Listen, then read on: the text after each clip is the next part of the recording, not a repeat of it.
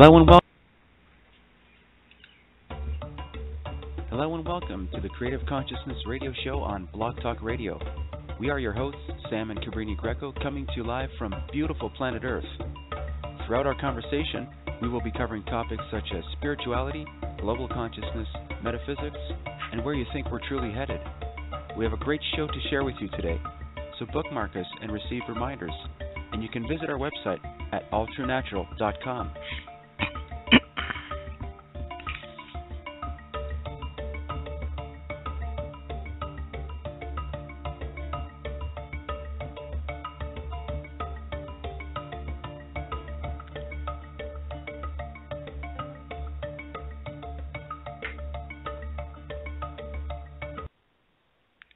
Well, good evening and welcome to Creative Consciousness Radio Show here on Blog Talk Radio. We are so glad and pleased to be with you this evening. Today is June 16th, 2015, and we have an incredible show coming your way. We'd like to say hello to everyone on planet Earth, and we want to thank every individual that is in our chat room holding the space. We want to let you know that you can freely call into our show by calling directly 267-521-0151 and listen to our show on your cell phone, on your home phone. If you want to talk directly with us and our guest this evening, you would just press 1 and then you would be live on the air with us.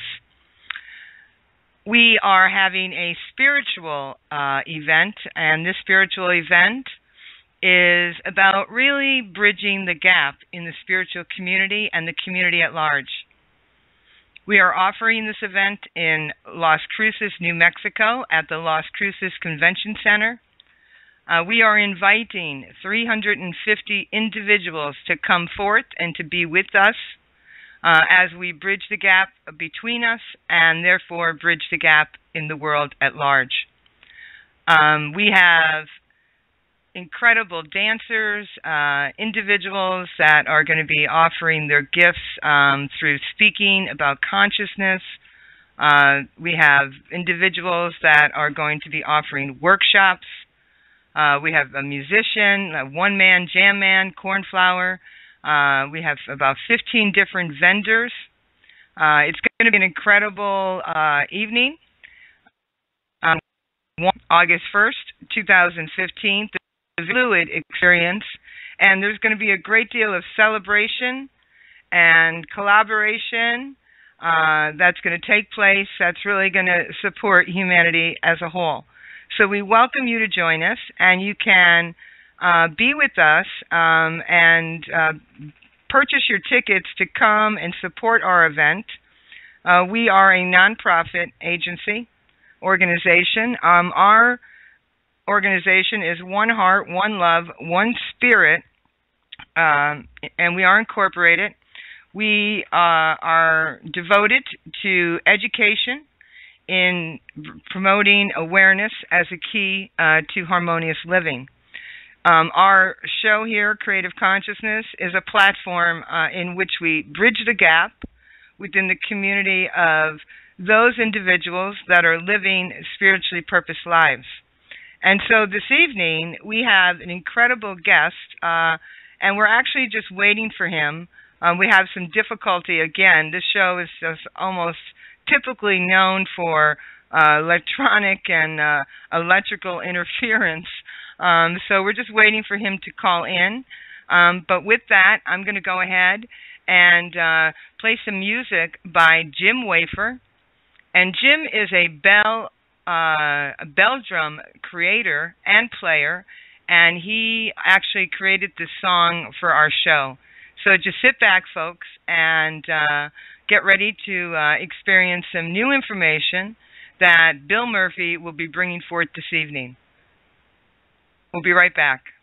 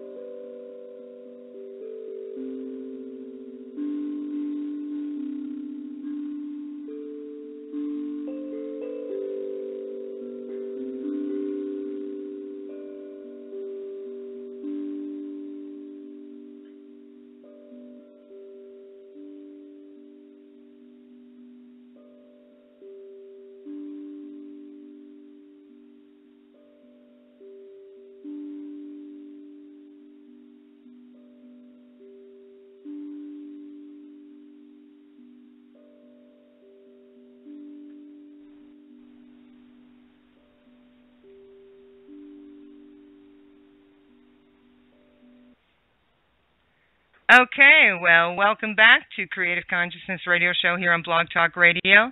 As I was saying, we are so thrilled to be with you this evening.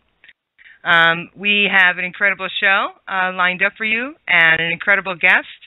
And at this point, I'm going to turn the mic over to my incredible husband, who will be interviewing our guest and introducing him today. Hi, Sam. The mic is yours. All right. Thank you, Cabrini, for a great introduction. And we solved our issue with the technicalities. And so here we are. On our guest this evening, our guest's name is Bill Murphy. He's the author of Driving with Brakes On, Energy Healing Consciousness. Please welcome our guest this evening, Bill Murray. Bill has always been interested in our spiritual essence, our spiritual paths, what happens after death, and why we might decide to return to physical form. He briefly studied religion in college, along with other spiritual belief systems. He has always had strong interest in learning about phenomena shrouded in mystery, such as the Bermuda Triangle, Atlantis, the pyramids, ET civilizations, life force, and other subjects. Bill has pursued many different activities. He took a long break from college to pursue a passion of skiing and wound up on the professional freestyle skiing tour. After that, he became involved in aviation, became a flight instructor, charter and cargo pilot, and eventually a corporate jet pilot. Also became interested in the financial markets and became a stock in 1983. Throughout his time, however, Bill has maintained a strong passion for the spiritual aspects of life and continued exploring healing energy, consciousness, and other metaphysical subjects. He has also relied on his own observations and experiences in his continuing quest for answers to the spiritual question of life. Bill is continuing his spiritual journey, writing as he goes along. He is the author of the Amazon best-selling book, Driving with Your Brakes On. He is working on 2 more books. Visit Bill at www.higmesallc.com or Facebook, Drive with Brakes On. All right, so here we are. After this brief introduction, we're going to start asking our questions to our dear friend Bill. And Bill, can you hear us? And welcome to the show. Yes, I can hear you just fine. And can you hear me? Yes, we can hear you just fine. Okay, good. And thanks for having me. All right. So tell us a little bit about, it looks like you've always had a interest in the metaphysical, despite your professional, different careers. Is this accurate?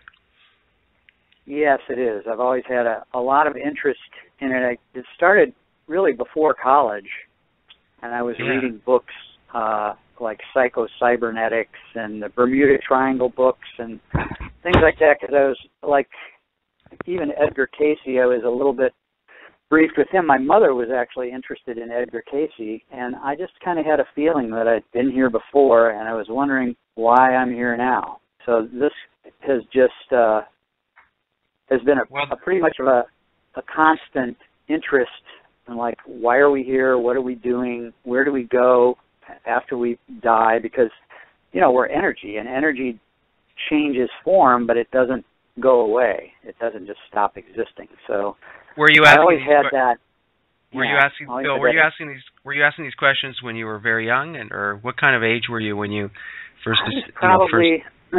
I was probably in junior high, and then into high school, and then college. That's great. It just continued. So I'd say it really started in probably my junior year of high school, and then I started getting more and more interested in, like, how can I find this out? I was just always interested in that kind of thing. Books that talked about things that couldn't really be explained on Earth, like underwater cities and the Nazca They're such line. Intriguing like topics. That. Yeah. Very interesting. Very interesting stuff. But okay, well, you're living a spiritually purposed life. You're writing books. You have a bestseller on Amazon. Congratulations, by the way. I want to commend you. I want to commend you for listening to yourself and following through. The inspiration. I'm sure the book was inspiration driven. And it definitely was. Yep. Can you take us through that a little bit about that inspiration? How all of a sudden you started taking on a book? Your kind of decision into doing that? Yeah, I can actually do that. I was going to write a totally different book. I've always had an interest in writing as well, and I had started journaling years and years ago because my life had changed remarkably, or just basically taken a sudden change as lives do sometimes. Your circumstances change, who you're around changes, things like that.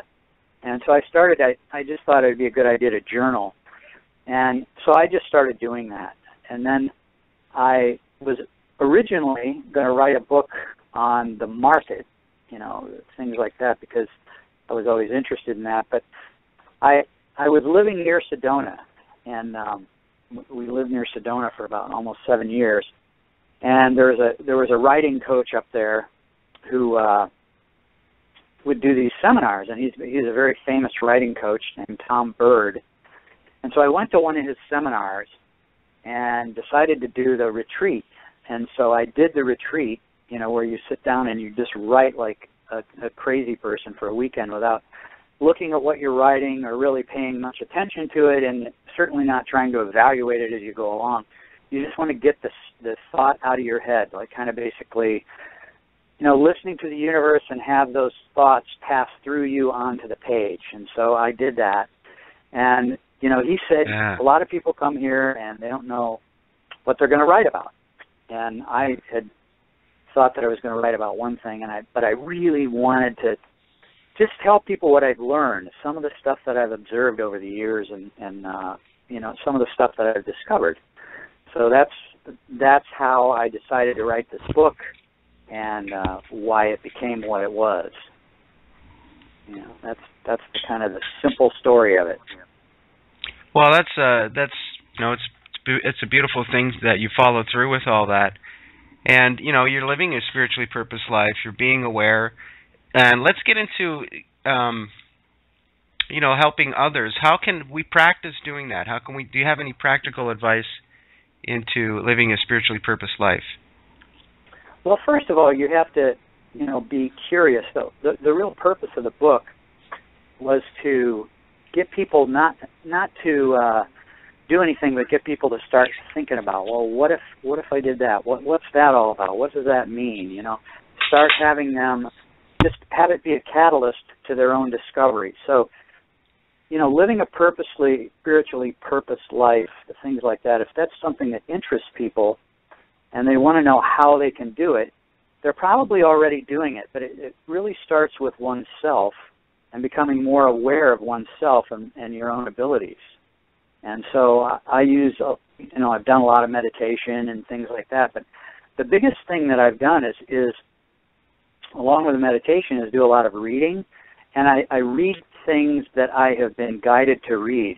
Like I go into a bookstore or hear about something, and it's really interesting how one thing will lead to another, and you'll just reach the conclusion, that's the book I'm supposed to read.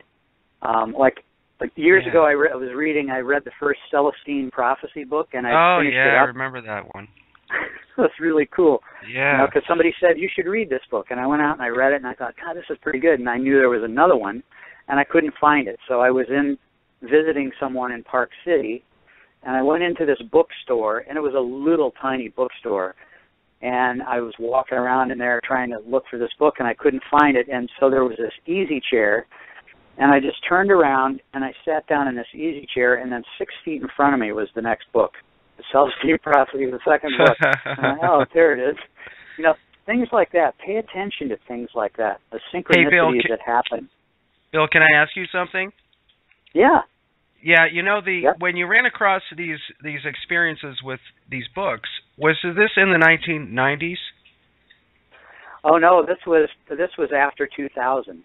This was probably after 2000. So I have been started reading like in the late, some of these books I've been reading books all along, but I just kind of go through different phases and accumulate this knowledge and interest in a certain area, and then I'll just something in one book will lead me to another one. Yeah. I remember in the 90s there was a big rush with books, and it happened Uh-huh. to me as well. One moment it was the Celestine prophecy, and then the next time it would be the Pleiadians, and the next time it would be the ancient Mayans. It was incredible the way books can affect us. Oh yeah. The other thing I find is that I'll go to a bookstore. I used to, when you could go to bookstores, that there were more of them around. I'd go in and I just, like, this particular book would just speak to me, and I had to buy it. And so I'd buy a book and take it home, and then for some reason I wouldn't read it. I'd stick it on my bookshelf, and sometimes 2 years later I would read that book, and it was exactly the right time, to read that particular book. It's really funny how that works. So the whole purpose of my book was really to get people to be aware of their journey, pay attention to day-to-day life. What's happening? What are you thinking? What are you interested in? Is there a spiritual push to something you're interested in, and how are you actually following through with that? A lot of times you'll get a message over and over again about something you should be doing. And are you paying attention to that? Are you listening to that? And how are you listening to it, and what do you do with it? Sure. I guess asking these universal questions, when we ask them in those moments, just to take the time in those moments, we could be young, or we could be in our middle age, or we could be old, and asking these questions, in those moments, we're taking on our spiritual path right then and there. So one thing came out that you said was listening to yourself. So let's get into the aspect of self-dialogue. How would this affect our vibration, Bill? Well, self-dialogue is a really big thing, because when you go through, pretty much everybody, whether they admit it or not, they talk to themselves. We all talk to ourselves, and you kind of, it's like running through a thought process and listening to it, getting another input. So self-dialogue is something that gets cultivated, and it gets cultivated, either you cultivate it or our society helps cultivate it for us. Like, we can all go back to when we were younger and we can recite all these advertising slogans and things like that. Sure. You might be able to recite some things teachers told you, billboards and things like that. So that's an example, like, and particularly pharmaceutical ads. If you look and see pharmaceutical ads, and shows everybody having a really good time, and suggesting to check with your doctor to see if this is right for you. Well, those are very suggestive.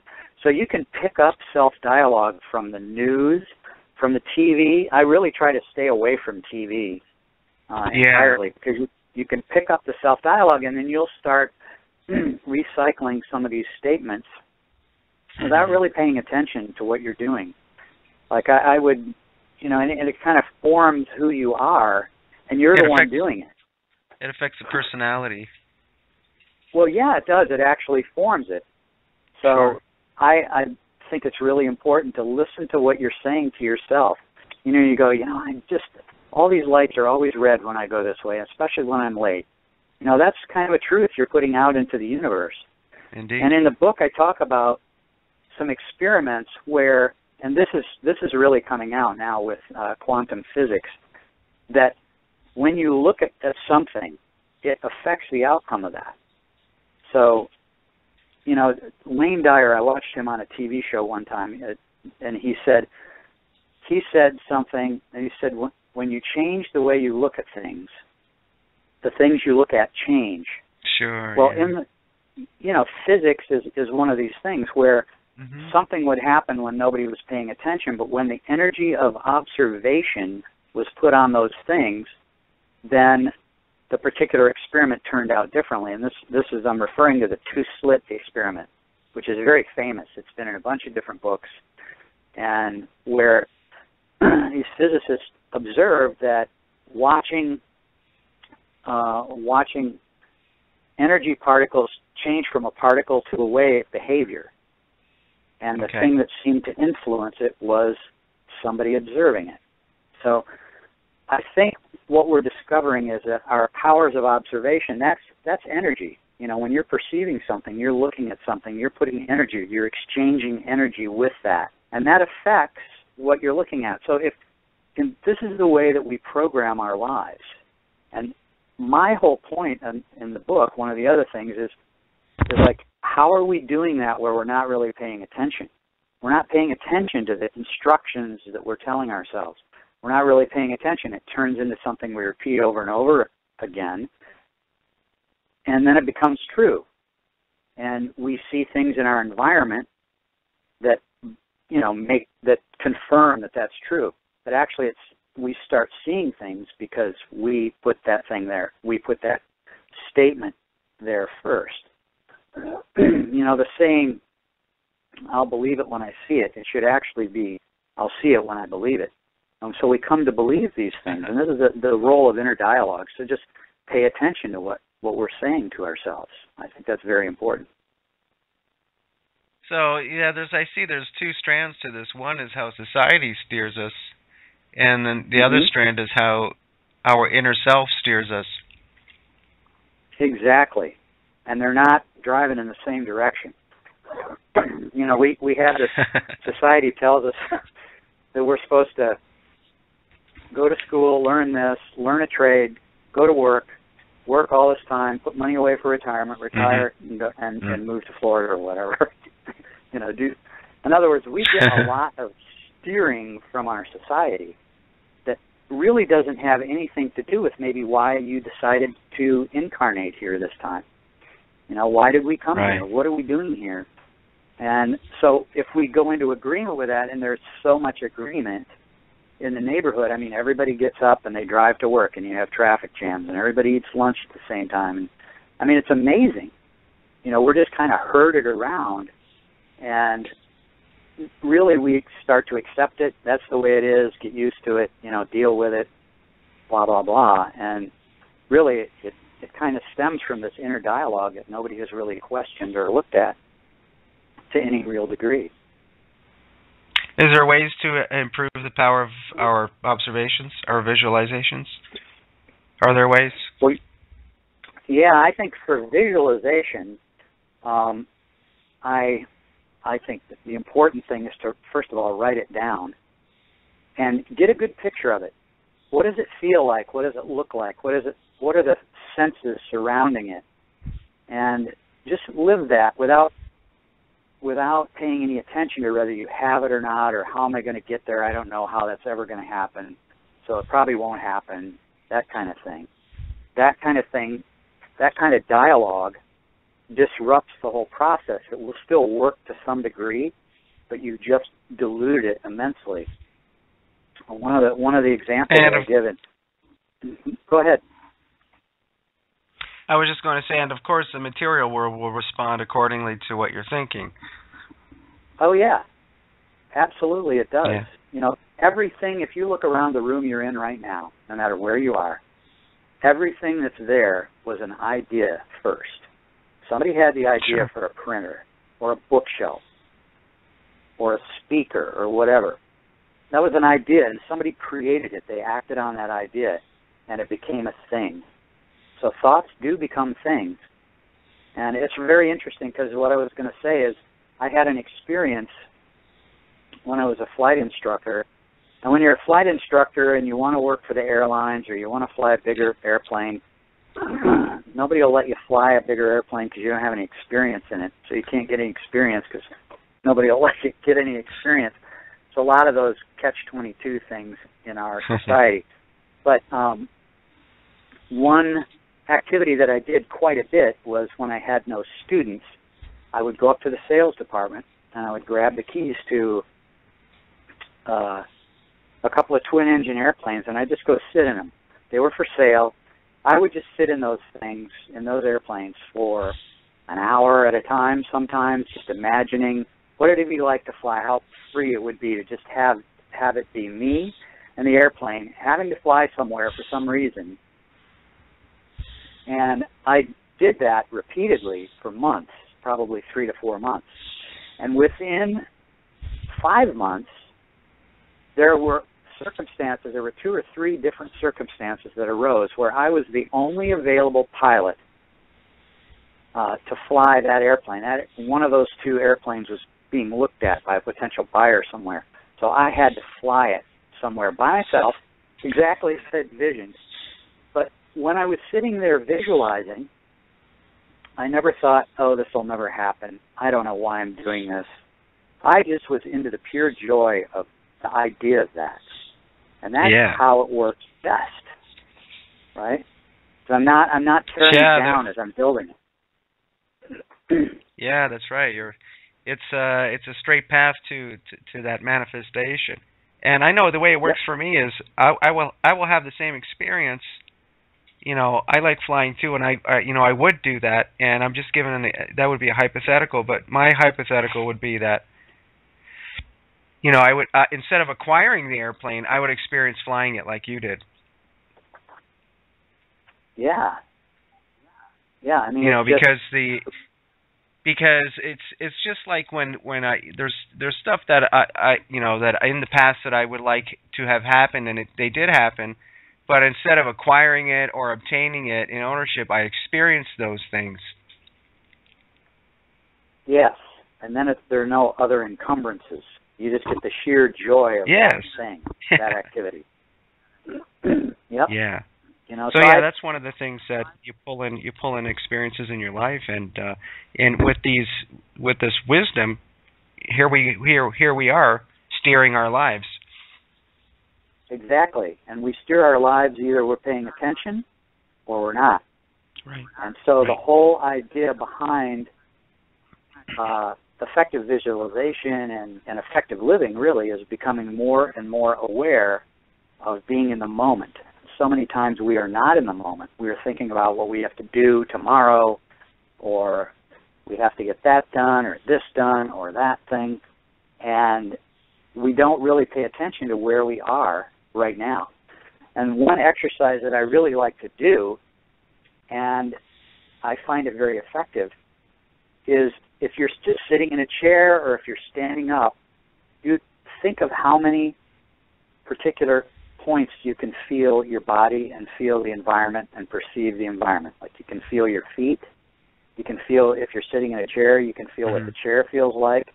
You can feel, if you have socks on, you can feel that.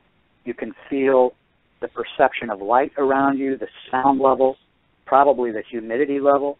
In other words, there are all these perceptions and all the things that are going on every single second that you could be aware of if you had your attention on it. So the only real moment that ever exists is right now. So what you'll find is the people that do really well at things are able to focus and exclude basically everything else but what they're doing at the moment. So you could be doing the dishes. You could practice this. Yeah. It's a matter of practicing. What I have found, at least for me, is it's not the destination. It's a continuing journey, and your level of competence just continues to get better and better as you formulate these habits. And sometimes you go, well, I could never do that. I could never do the item that I've named or whatever. But you can learn about it, and then you can start doing it just a tiny bit at a time. And that's a way you can actually change your belief about something. Is you can start to have somewhat of a success. And realize this, when you see a gymnast in the Olympics, at one point in their life, they could not even do a somersault. They couldn't do anything. But they started, and maybe they learned a somersault. Maybe they learned, and then gradually they learned more and more and more. And then you can come to believe it because you're seeing it happen, and then it becomes a manifested reality with you. It becomes very real to you that you can do that. Then you can start to steer away from the belief that you'll never be this or that. You know what I mean? That's something that's really, always worked for me. Yeah, that's really good and wise, advice, and and good, it's good wisdom. Also, I also recall, even if we look at our past, in where it did manifest, good outcomes, heartful outcomes, and we can look at what happened with our heartful desire for it actually manifested our focus on a certain thing. We can also look at our past as well too, to give examples of how we can, steer our future. Yeah, I mean, the basic thing is what would you like to be? What would you like to be doing in a certain period of time, within a certain period of time? And for me, the time isn't necessarily the most, it's easy for us to go, well, you'll never make that. I mean, it's easy to do that. Yeah. But if you just draw a picture of where you'd like to be, and the other day I did this, I imagined a giant door frame, like the kind you'd see when you were walking from, a room into a living room or something like that, where you would see another room. And I was in this room, and I just imagined walking into this other room, and this other room had a lot more light in it. And when I walked into there, I was doing the thing that I wanted to be doing. I was, that was the life that I had imagined. So it's very important to put out the life that you imagine that you really want to have, and then pull it back to say, okay, so if I was going to be this, how would I do that? And you would come up with something, and you'd say, okay, well, how would I do that? And you just break it down to a step that you can take today, or this week, or this month, or this year, and figure out what steps those could be, those particular things. The first step is probably learning about it. Do I really want to do that? And here's another thing that's really important. Sometimes you'll decide, oh, I want to be this or I want to be that, and you'll start off on that and discover after you get there or get well along the way to getting there that that's just not going to work at all. You didn't realize what that would really be like. You had an idea of what it would be like. Maybe if you wanted to be a doctor, or maybe if you wanted to be a lawyer or an engineer or something else. And then when you find out, you get along the path and you somewhat, and you find out, this is not at all what I expected. I don't think I would be happy doing that. That experience is not wasted. You've learned something, and you've learned something you didn't want to do. So never be down on yourself for that, because you've learned something, you've gained something, and at some point in your life, what you learned will come in handy. There's probably a reason why you went down that path as far as you did before deciding you didn't want to do it. Yeah. So, it's good to just realize that it's a journey. Sometimes you turn, if you have a GPS device, you know how this works. Sometimes you make the wrong turn, and it wasn't necessarily what you'd planned on doing, but you did, and so you just get back on course. That's all. Absolutely. And also, letting go of outcome. The idea of outcomes, you can take on that type of thinking as well. And it's actually a, freeing type of feeling to let go of outcomes. It's definitely a freeing feeling. If you can let go, you put the intention there, you do the work, and you just let go of the outcome. So enjoy the process. Exactly. Enjoy the process. Enjoy the ride. Enjoy the ride. Now, that's where it's at. It's such a big point to pay attention to. Definitely. Hey, Bill, you want to get into some of the interests that you had along your way in your journeys, your spiritual interests, such as life after death and reincarnations? You want to get into something like that? Sure. Yep. Okay, let's go ahead. Tell me how this. Let us know how this actually happened and the interest you took into this life after death. Well, my first thing was that my mom had read this book by Edgar Cayce called Many Mansions, and I guess I did read that book, but it was a really long time ago. But he talked about living, and he would go into hypnosis, of course. If you know Edgar Cayce, he would become hypnotized, and he would go back and he would do readings for people, and he did amazing healings because he basically disconnected from the physical aspect and moved into a higher plane and connected to a bigger source of information without all the the physical things that exist, you know, when you're trying to just sit in your chair and recall something. But so I was very interested in it because it didn't seem like that you would only have one life and that would be it. And it didn't really seem to me like you would go to heaven and just hang out there for the rest of eternity either. It just seemed... Was this when you were very young? I'm sorry to interrupt. Oh, I was probably in high school when I was starting to think about this.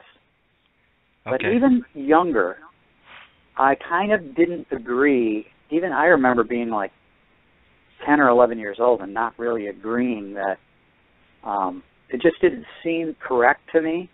And I really didn't have enough experience. It didn't seem correct to me that someone would die and just not ever be around again. Yeah, I just kind of, that really resonates with me because I remember thinking that also when I was very young, and I think it has to do with, you know, ourselves being in touch with our true eternity in that young age. I mean, we're so young, we're very much in touch with our eternity, so the aspect of dying just does not make sense. Exactly. The closer you are to birth, I mean, you've just come from the other world. You just kind of moved through the birth canal, but you were hanging around for a while, and then you were born into a body, and then you begin your life. You know, it's very interesting. There's two books that really resonate with me that I've read. One of them is called Journey of Souls, and the other is called Destiny of Souls. And they're by books. Michael Newton. Yeah. Have you read them? Oh, yeah. Great books. Yeah, they're fantastic. And I became, you know, those are two books that I've read years ago, but I really, really resonate. I see things every day that remind me of points that he brought up in those books from those sessions. And so I just started seeing this kind of activity where I would run into somebody and I go, that person is so familiar, but I've never met them before. But I know them. And it's like you sit down or you talk to them for 5 minutes and it seems like you're old friends, like you've been old friends for a long time. And you probably have. Just not this time around. So I became very interested in that whole thing. And I talk about this, like, you know, cite this one experience in my book. I had an experience. I've had numerous out-of-body experiences, but this was one that was very interesting. I was working construction. I was young, irresponsible. Not totally irresponsible, but somewhat. I was working outside all day, and I came home, and I drank, you know, I drank basically a quart of beer, and I just went to bed. I was so tired. It was hot. I'd been finishing concrete in the summer, saving up for my season pass for skiing, and but I went to bed and I was sleeping down in we had a bedroom down in the basement because it was cooler, and I got up really early, so I didn't want to wake up my wife and my two kids when I got up that early. So I got up in the middle of the night because I had to go to the bathroom because I drank all that beer. I ran up the steps, and I felt very lightheaded because I had had no dinner, and I just, boom, fell over, passed out. Wow. And I guess it made quite a noise, and my wife at the time got up and went in and saw me just laying there, and she was on the phone. She was calling 911, and the kids were crying and everything. And I was right behind her. Well, my body was in the other room, but I was right behind her, and I was hearing what she was saying on the phone. Wow. And I was going, what is everybody? It's the middle of the night. You guys just go back to bed. What's the problem? And then I woke up. I was in the other room on the floor, and I woke up, and you know, then it was over. But that experience really stuck with me because it was so vivid. I could see what was happening. I could hear what was happening. I could hear what was being said and understand it. So at that point, I went, you know what? When this body goes, I'm not going to go. I'm still here. Me, the consciousness, and what I've learned is probably going to go somewhere else. And I've just had so many experiences with people that have moved on where you have communication with them. Sure. At a later point, you know, or you get a really strong image of them, and you feel like you can talk to them. And I believe, there's so many experiences like that, so many experiences that people have. You start looking on the internet for near-death experiences, out-of-body experiences, and people's accounting of what happened. It's very fascinating. And it just pretty much validates everything that I've learned and felt all along. But here's the problem. It's very difficult to prove something non-physical with physical restrictions on how you verify something. If you're going to verify something that's non-physical, but you can only do it if it says it's so on this machine or that machine or whatever, then it can be pretty interesting to prove that. So I think science, in many cases, is so far behind current thought. Not all, but there's definitely a good old boys network there. You don't want to rock the boat or you get ostracized. That's always been the way of history, right? You look at some of the great scientists that were like either thrown out of the village or put to death for coming up with these ideas that the Earth is not flat. Stuff like that. It's like, wow. So what's your case. So Bill, can you tell us what happens after death? Well, I think I'm not really positive. I think my thought is that you actually go somewhere and you hook up with other beings that you've hooked up with before that are in your soul group. The Destiny of Souls and those books really kind of go through life between lives. And I remember doing a life between lives regression by somebody that was trained by Michael Newton. And I left the body during a death, and I went to another place, and it just felt like home. And it was, it had images and things, but I was with other beings. Wow. And these other beings were I recognized them by their light. Some were like different colored light. And wow. It was a matter of learning things and going through things to decide whether you were going to go back some other time. But it was like, I believe that life is a complete circle. And you live part in the physical and you live part in the non-physical. And then you come back into the physical. And you don't have to. At some point, you'll go, hey, I'm done. But I think that's what happens. I think we go back and we hook up with people that we know and people that we can learn from. And these would be spirits, souls. And we just kind of go to a spiritual university. And we learn more about ourselves. We review what we did, how we did, what we learned, what we didn't learn, what we could have done better. And I believe that by experiencing things in life, is you take that with you. So when you come back, you look at somebody who's in a wheelchair that's had birth defects since they were born, right? And somebody wanted to experience what that's like. Somebody wanted to experience what it's like to be ostracized by society, or what it's like to be a leader, what it's like to be, a leader that's not liked, or a leader that's loved, or a spiritual leader, or something like that. So people come, and I think they take that experience, and then you can understand it. If you can really understand it, then when you come back at another time, then you can look at somebody that's having a really rough time, and you go, that guy's on that path for that particular lifetime. And I don't know why he picked that. It's not really up to me, but there's some reason that he did. Maybe he's going to impact someone else's life in a way that needs to be impacted in a certain way to improve that person's life. So there are so many things, but I just know that everything is connected. And if you look at nature and you look at us and you look at the planet, there's so many things that just fit together.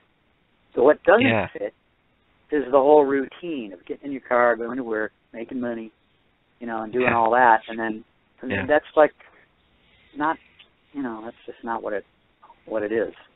It's very unnatural. It's very unnatural to feel that. I like what you said about life being a cycle where sometimes it's physical, sometimes it's not non-physical. That's very well put. Let's get back to your. I just want in the last few minutes here. I want to get back to your book, and I'm really intrigued by the title, "Driving with the Brakes." Yeah, "Driving with the Brakes On." Tell us a little bit on how that came about and how that represents the book. Well, I was going to call the book "Thought Structures." I thought that's a pretty good thing, because thought structures are things that we put up. The structures are a way, they're filters from experiences that we have, inner dialogue that we put up there that we're not paying attention to, and we build this filtering system for everything that happens to us. And so I was going to call it Thought Structures. And then one morning, when you're sleeping and you haven't quite gotten up yet, you haven't fully awakened, you're kind of in between sleep and you're in between being awake. Yeah. And you're kind of in a different state. Mm-hmm. And I got this clear message that said, change the title of your book to "Driving with the Brakes On." And I just went, that's brilliant, because people have to remember a title and they have to wonder about what it's about. But everybody knows that driving with the brakes on is stupid. But, I was like, hey, I've done this so much in my life with things in my life. I'm driving with the brakes on in my life. So I kind of decided that would be a good title for people to kind of get a picture of what it's about. Like, well, nobody would think twice of it. Of course, that's stupid to do that. But it's also stupid to tell yourself you're no good at math over and over until you actually believe it. Yeah. So I kind of came up with that as a good title. Thought that would be a little catchier than Thought Structures when I looked at it. And so take us a little bit. Can you summarize the book for us a little bit here for the listeners? Sure. The book basically talks about experiences that I've had. It goes into a little bit about visualization, how to make it more effective, and gives some examples of how I've done it and how they worked well and how they didn't sometimes, and what was going on. But it really gets into how we steer ourselves and how we get a little help from society on steering ourselves. We get help from our parents, we get help from TV and all these other forces, and we take on little points of information. And a lot of times we don't even see or hear that information, but on some level we're perceiving it. And I also get into the fact that with all the microwave radiation that's going on, the cell phone information, the amount of information that is flowing through our airwaves at any given time, we can actually pick up on some of that. So you can pick up ideas that aren't even yours to think about, well, where did I get that idea? What's wrong with me? Right? And off you go. So the book is about how we do that without really paying attention and how you can stop doing that. And it gives some pointers on how to kind of redirect yourself back to being in a little better control of that. And that's really what it's about. But it also gives numerous examples, scientific and just from my own observation, about how these ideas are true and how they work. So I had a great time writing it, and the whole idea behind it is like, okay, understand that this can happen. It does happen. Go look in your life and see if it's happened. Here's how you can fix it. And how about starting on your own journey? What sounds great to you to read, to go find out about? What are you curious about? Go there. Go find out about it. And that will lead you to something else. So it's kind of a catalyst to your own spiritual journey with understanding a few things to get you ready to take that journey. Like what to do, what not to do, and just be a little bit more aware of the programs that we run on ourselves. So. And there's always that effect you have on other people's lives as you take on your spiritual journey. All of a sudden you start getting into your gifts. For some is writings, for some is science itself, for some, you could be the next brilliant scientist that could, discover something that could change our society for the better. We get into our gifts when we take on, when the heart meets the mind, and those two elements of our physical self, and our spiritual self starts harmonizing, and away we go in this 3D reality.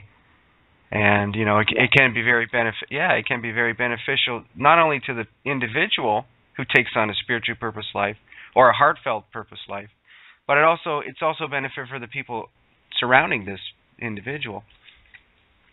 Absolutely, it is. Yeah. Absolutely. And the other thing that it does is it gives someone else an example to look at. Sure.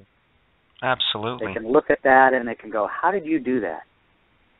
And it just, the other point is it just stabilizes the environment. If you look at it, the environment is just people and things.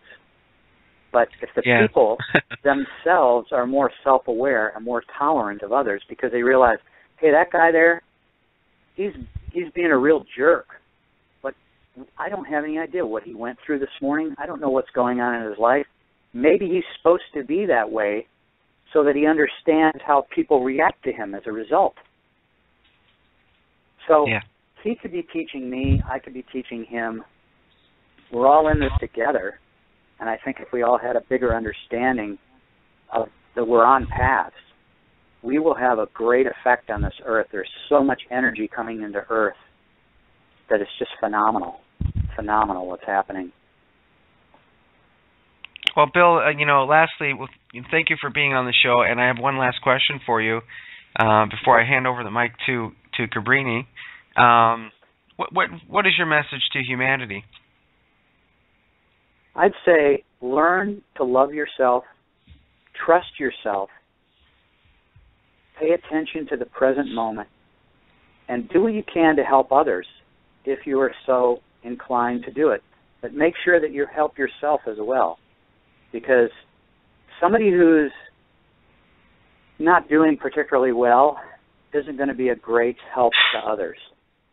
So realize that you are vitally important and that we all have abilities that we never even dreamed of.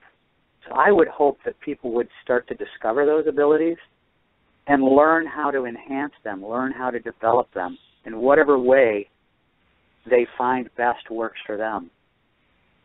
Because you are the guru. We all are gurus inside. We have everything we need, but we have to learn how to bring it out. So all of us can do that. That's half the fun of getting up every day. It's like, what am I going to do today to learn something, to make myself better, or to help myself become what I can become? So that's my message. You can do it. Well, there you have it, folks. Bill Murphy with us, and it was a great interview today. We love having you again on the show, Bill. We can talk on other subjects as well. Right now, I'm going to go on a little break, and I'm going to hand over the mic to my lovely wife, Cabrini. One moment, folks. Thank you. While we take a short break, please take a moment to bookmark our Consciousness radio show here on Blog Talk Radio. If you're living a spiritually purposed life and want to connect and co-create with others in the spiritual community at large, become a member of All True Natural Cooperative. Be sure to sign up for our newsletter, and for more information, visit our website at alltruenatural.com, promoting awareness as a key to harmonious living.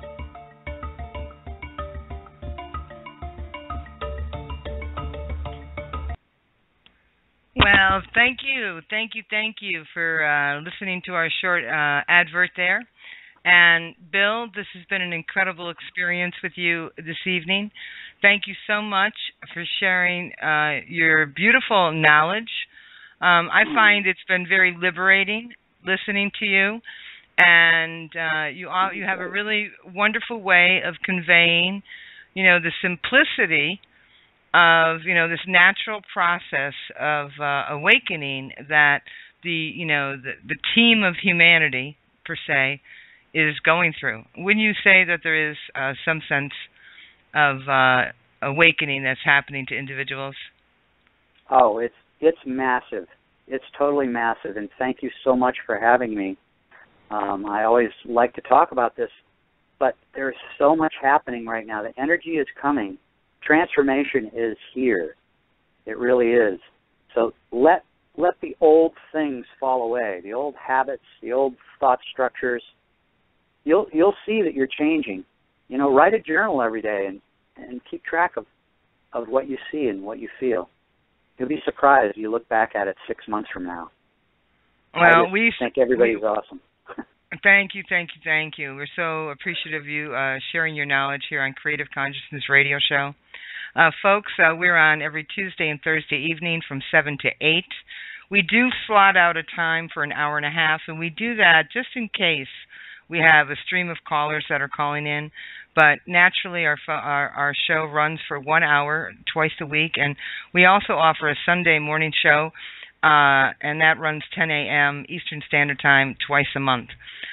Thank you for being with us here today. You can visit Bill Murphy's website at www.mesalic.com. Visit our website as well at all. Well, actually, we've actually transferred from an alltruenatural.com, and we are now a nonprofit, which I'm so thrilled to be. And our new website is One Heart, One Love, One Spirit.org. And you can go ahead and you can visit our website, look at the events that we're having, and also you can make a contribution to our work. We are here to assist humanity, and we do promote awareness as a key to harmonious living. And the way that we do that is that we host individuals that are living purposed lives spiritually, and they bring forth their knowledge, their education, their experience, and their wisdom to you, our listener, so that you can better acquaint yourself with who you are as an individual. Thank you again, Bill. We're going to be just kind of streaming off here in just a few minutes, and we will be playing a little music from Jim Wafer. And we use Jim Wafer's song because he actually made the song for our radio show. He's a bell drum maker out of New Zealand, and he does bell drums, and he's got a beautiful conscious creation song for us to listen to. Have a wonderful evening, Bill. I'm going to put you on hold for just a few moments as we say goodnight to our listeners, and we wish you all a very blessed evening and a moment of clarity of yourself and who you are, what you want, and where you want to be. Have a great evening, guys. Good night now. Thank you. Thank you, Bill. Thank you.